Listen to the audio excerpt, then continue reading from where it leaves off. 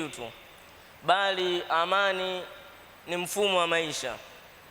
Amani ni rehma, amani ni haki, amani ni kuishi bila dhulma wala chuki.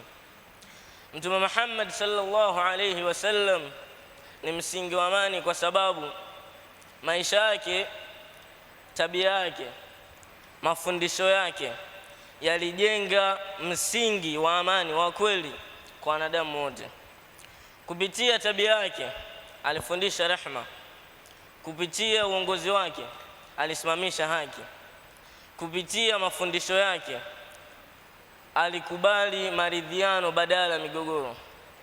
Mwenyezi Mungu anasema katika Qur'an, wama arsalnaka illa rahmatan lilalamin, na hatukukutuma ila uwe rehma kwa ulimwengu.